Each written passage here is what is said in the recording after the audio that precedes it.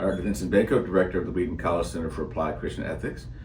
And today, I am very happy to have our Wheaton Provost, Dr. Karen Lee, with us to answer the question about a greatest moral challenge that we're facing. So Dr. Lee, thank you for taking the time to do this. And thank you for inviting me. Yes, and so what's one of the greatest moral challenges that you think we're facing? Yeah, wonderful question. I was so honored by the invitation, and it's also something that I've been thinking about as a poet in my own discipline, creative discipline, and also as a poet practitioner. So I'll start with a story. So I've been thinking about the question of, so we have this imagination, and as Christians, as we practice the intellectual virtues, poets are called to have this moral imagination. And what does that look like when we encounter suffering, despair, hopelessness,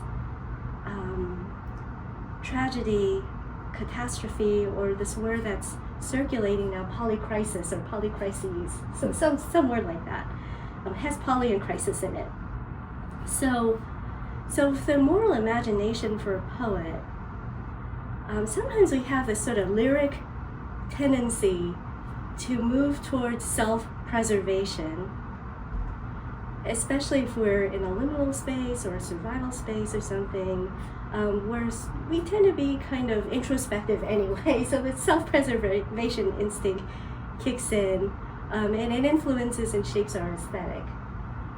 As Christian poets, or poets who are Christians who write, formed by intellectual virtues, our moral imagination is called to extend beyond self-preservation and the lyric I that's sort of compressed into a larger schemata or context of things, moving towards empathy, towards curiosity, towards connecting with the other.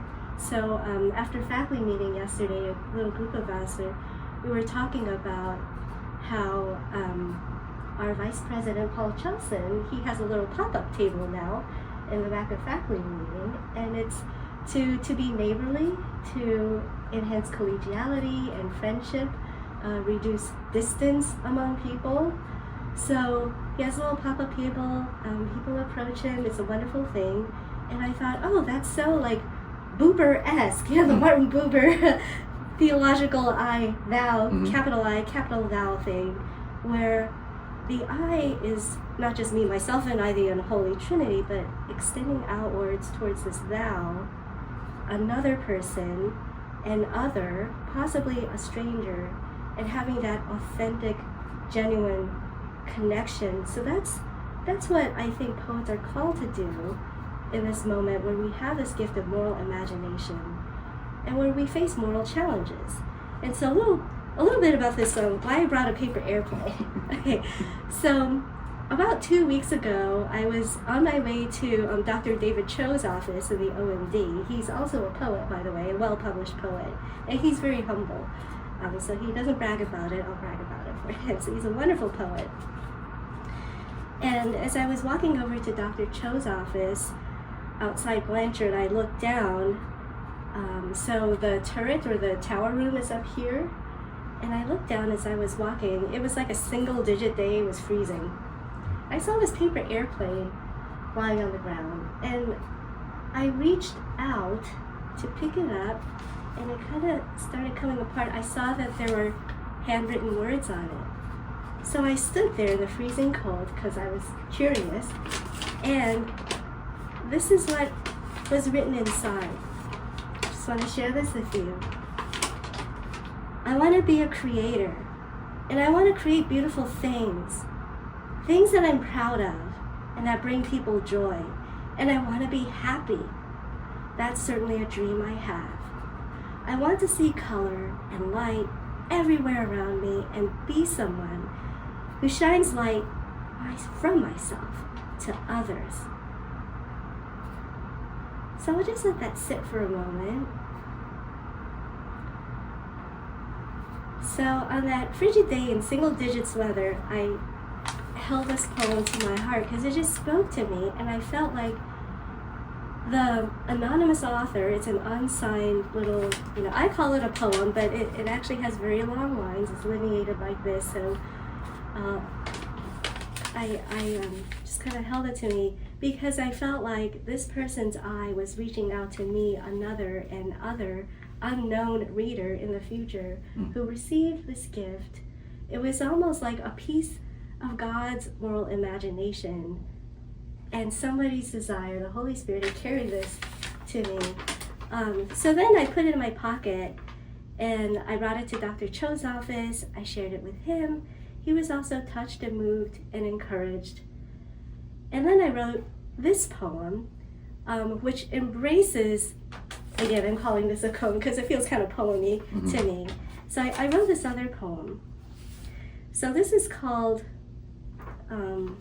Paper Suzume. Suzume is a Japanese word for sparrow.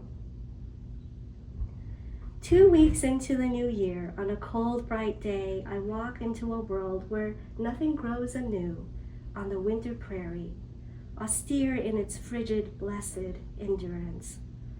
Lying on the pavement in front of a castle-like Dolostone Hall, Blanchard, I find a carefully folded paper airplane, sharply creased, pristine in the single-digit weather. I open the paper airplane to read a message, and so I quote fragments of the poem. So this is where my poem embraces this poem. I want to be a creator, and I want to create beautiful things that I'm proud of, and that bring people joy. And I want to be happy. That's certainly a dream I have. I want to see color and light everywhere around me, and be someone who shines light to others.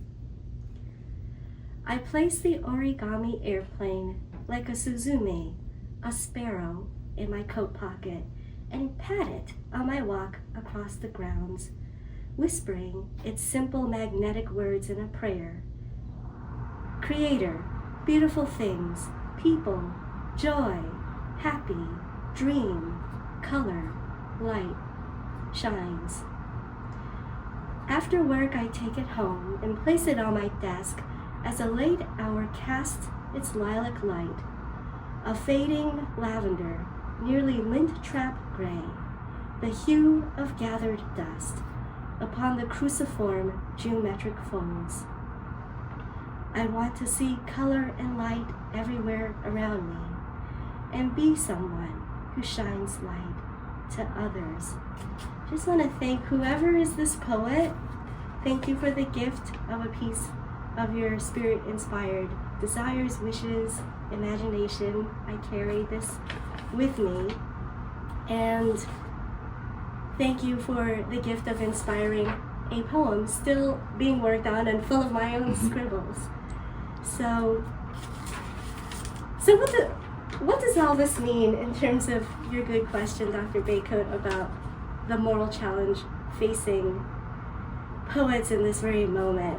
So I scribbled down a couple things that I've been thinking about as I consider craft, also that we are Ephesians 10, living poems, poema, made things by God, and we are also little Christ-bearer images, Imago Dei. So I wrote this: the moral challenge is for poets of this moment to sustain a disciplined spiritual orientation towards a general possible good, even when our instincts might signal self-preservation.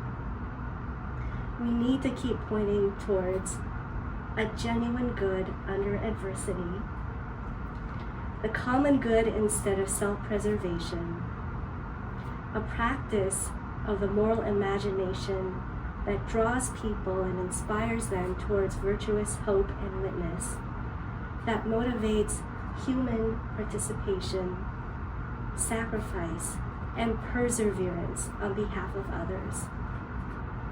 So then I started thinking, now I'm self-interviewing. That's fine. So I started thinking, what happens if we refuse to hope? Yeah. That's a very sad thing. It is, but it's a huge question right now. Yeah, because we have a lot of people who feel hopeless, very sad, depressed, and despairing, and purposeless, confused, uncertain, and scared. So, is refusing a hope a type of moral failure? Well, I mean, it's kind of harsh, but I ask myself that question is, if I don't have a good reason to get out of bed in the morning, is that a moral failure, or am I just lazy? Is that both? So probably both. So I thought that, so I wrote this, so maybe, saying it's a moral failure could be right, but not helpful, for a hopeless person. Maybe it's more sort of a withdrawal from the possibility of good that could be sought. Mm-hmm. So we're losing an opportunity. And so then what is hope requiring or asking of us? So I try to do the sola scriptura thing, like, okay, let's see what the scripture answers are. So these are a couple of my go-to scriptures in a time of moral challenge when we are seeking to point people and ourselves towards a genuine good, a collective good that goes beyond self and also reaches towards empathy and compassion, that loves God, also loves neighbor. So Hebrews 11:1, faith is the substance of things hoped for, the evidence of things unseen. So faith is one of those keys. God's faithfulness as well, of course. Matthew 22, also in Mark and Luke, and then the Torah, Leviticus and Deuteronomy. So love God, love for neighbor as ourselves. So that's what Jesus says, the greatest commandments. And then Micah 6:8 also came to me. So what does this hope require of us? To act justly, to love mercy, to walk humbly with your God. So during the month of January, I've just had these moments where floating out of the heavens, maybe the tower room of Blanchard, you just get something really concrete, presumably from another believer, possibly a student, writer, poet who's praying, writing something prayerful on a paper airplane and just sending it out the window, that act of faith. Yeah. May that person be blessed. Yeah. So those are some of my thoughts. That's great. This is potentially opening a can of worms. It seems to me that one of the challenges, not just for poets, but for evangelical Christians in general, is